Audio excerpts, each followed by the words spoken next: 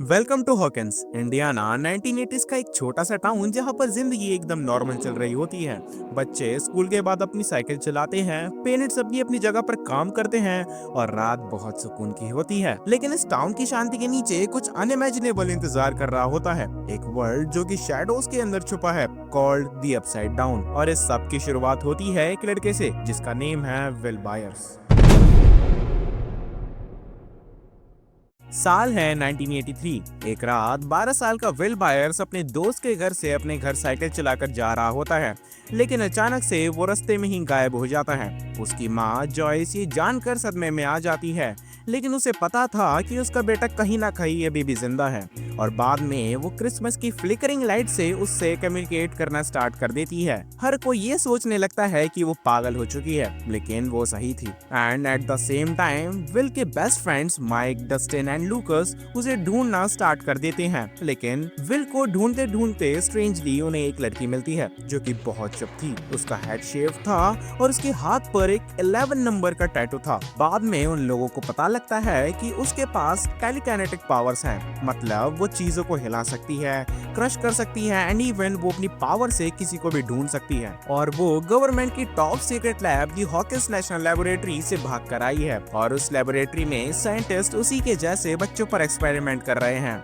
और अभी उसे हंट किया जा रहा है। एंड एक बार 11 पर ऐसे ही एक्सपेरिमेंट के चलते उसने एक्सीडेंटली एक दूसरे डायमेंशन का पोर्टल ओपन कर दिया था, जो कि बहुत ठंडी, हमारे वर्ल्ड की डार्क रिफ्लेक्शन और मॉन्स्टर से भरी पड़ी है। A place called the upside down. And जिस क्रिएचर ने विल को गायब करा है उसका नेम है डेमोगॉर्गन, जो कि लंबा, फेसलेस एंड डेडली है। विल का बड़ा भाई जोनाथन बायर्स, नैन्सी व्हीलर जो कि माइक की बड़ी बहन है, उसके साथ मिलकर एक और डिसअपीयर्ड पर्सन की इन्वेस्टिगेशन के लिए निकल जाते हैं, जो कि नैन्सी की बेस्ट फ्रेंड बाब होती है। बाद में वो दोनों मॉन्स्टर के ट्रुथ के बारे में जान लेते हैं और स्टीव हैरिंगटन के साथ मिल जाते हैं ताकि वो उस मॉन्स्टर को हरा सके। हॉकिंस के लोकल शेरिफ जिम हॉपर की हेल्प से सारे बच्चे मिलकर विल को दी अपसाइड डाउन से रेस्क्यू तो कर लेते हैं, लेकिन 11 डेमोगॉर्गन को हराने के चक्कर में अपने आप को सैक्रिफाइस कर देती है और वो हवा में ही डिसअपीयर हो जाती है। विल सेफ तो होता है, लेकिन कुछ तो अजीब था।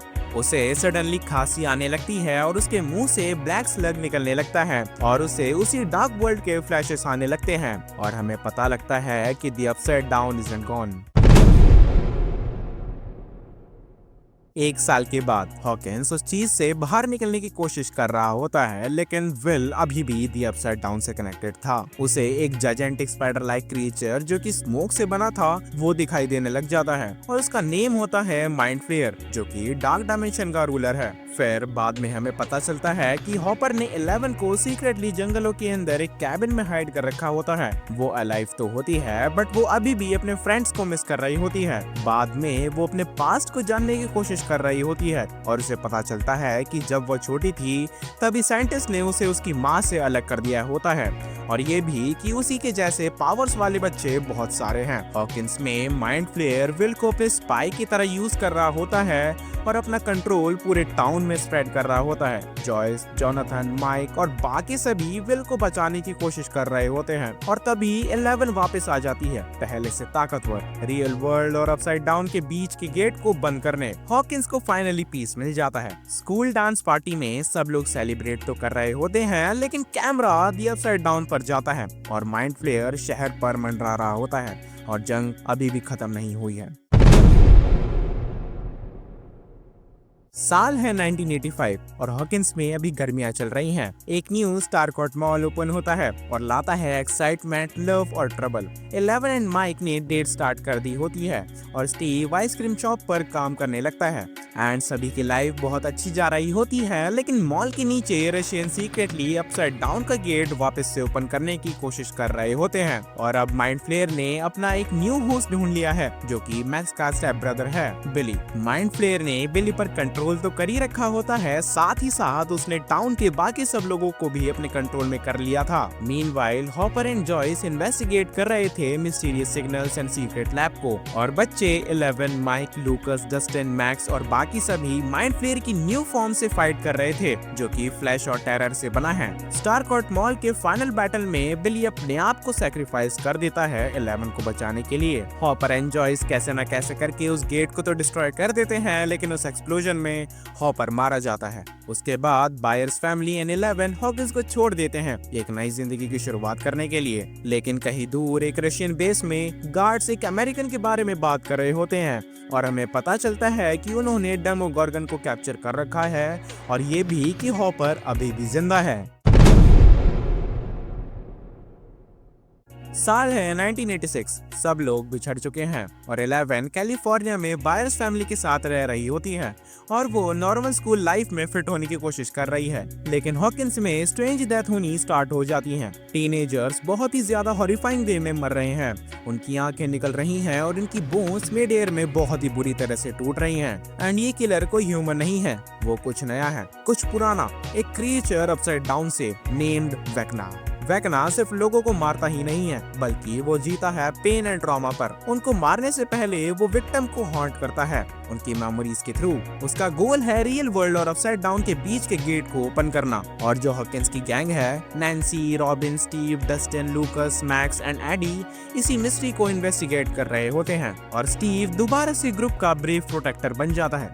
मीनवाइल हॉपर अभी भी जिंदा है और वो रशियन प्रिजन के अंदर फंसा होता है और सोल्जर्स उसे डेमोगोर्गन से फाइट करने के लिए फोर्स कर रहे होते हैं। एंड जॉयस एंड मरे हर एक चीज को दाव पर लगा देते हैं सिर्फ हॉपर को वहां से बाहर निकालने के लिए। और 11 वापस लैब में चली जाती है अपनी पावर्स को मेमोरीज के थ्रू वापस लाने के लिए और वहां पर उसे एक शॉकिंग ट्रुथ पता चलता है कि वेकना कभी हेनरी क्रील हुआ करता था, एक लड़का अपनी साइकिक पावर्स के साथ बिल्कुल 11 की तरह। वो पहला साइंटिस्ट का टेस्ट प्रोजेक्ट था नंबर 1 और लैब में सभी लोगों को मारने के बाद 11 उसे कैसे न कैसे करके हरा देती है। लेकिन उसे हराने के चक्कर में 11 एक्सीडेंटली अपसाइड डाउन का गेट ओपन कर देती है और उसे वहां भेज देती है जहां वो वेकना में ट्रांसफॉर्म हो जाता है। लेकिन फाइनल एपिसोड में सब कुछ एक साथ आ जाता है। मैक्स वेकना की नेक्स्ट टारगेट बन जाती है और उसे उसके फ्रेंड्स उसके favourite song running up that hill के थ्रू बचाते हैं, जो कि one of the most emotional scene बन जाता है इस पूरी सीरीज का। लेकिन हर कोशिश के बावजूद भी वेकना का प्लान काम कर जाता है। हॉकिंस में अब 4 गेट ओपन हो जाते हैं जो कि रियल वर्ल्ड और अपसाइड डाउन को एक साथ मर्ज कर देते हैं। मैक्स कोमा में है, 11 बुरी तरह टूट चुकी है और हॉकिंस धीरे धीरे करके मर रहा है। हॉपर घर वापस आ जाता है और हमारी पुरानी गैंग रीयूनाइट हो जाती है और जैसे ही वो सब टाउन की ओर देखते हैं, आसमान रेड हो चुका है, हवा जल रही होती है और ऐश स्नो की तरह गिर रही होती है। And now the upside down has begun to invade. मुझे पता है मैंने तुम्हें बहुत सारे साइड कैरेक्टर्स और बहुत सारी चीजों को अच्छे से इंट्रोड्यूस नहीं करा है, उसका भी रीजन है मेरे पास। देखो, मैं मेन स्टोरी को ही कवर करना चाहता था और ये वीडियो सिर्फ मैंने उन लोगों के लिए बनाई है जिन लोगों ने स्ट्रेंजर थिंग्स को पहले देख रखा है, ना कि उन लोगों के लिए जिन्होंने एक भी बार नहीं देखा है। क्योंकि अगर किसी ने भी देख रखा होगा तो मेन स्टोरी जानने के बाद उसको साइड कैरेक्टर्स की जो बाकी की स्टोरी थी और बाकी के जो एपिसोड्स में हुआ क्या था वो सब याद आ जाएगा। एंड आई होप आप लोगों को ये वीडियो अच्छी लगी होगी। अगर वीडियो अच्छी लगी हो तो वीडियो को लाइक कर देना और चैनल पर न्यू हो तो चैनल को सब्सक्राइब कर देना। एंड सही बताऊं तो मैंने इस वीडियो के लिए बहुत मेहनत करी है, क्योंकि पूरी सीरीज को दोबारा देखना, उसके बाद उसके मेन स्टोरी निकालना, उसके बाद सबसे बड़ा जो टाइम टेकिंग जो काम आता है वो आता है कि आपने वॉइस ओवर तो कर लिया, लेकिन उसके बाद आपको सीन्स को उस वॉइस ओवर के साथ मैच करना है। तो सीन्स को उठाना फिर बहुत सारी झंझट थी यार। मैंने सिर्फ आप लोगों के लिए करा है क्योंकि मैंने पिछली वीडियो में आपको वादा करा था और मैंने वो पूरा करा। सो प्लीज़ सब्सक्राइब कर देना अगर आप देख रहे होगे तो it helps me a lot. And yeah I hope you will enjoy it. So I will meet you in the another video. तब तक के लिए सायोनारा।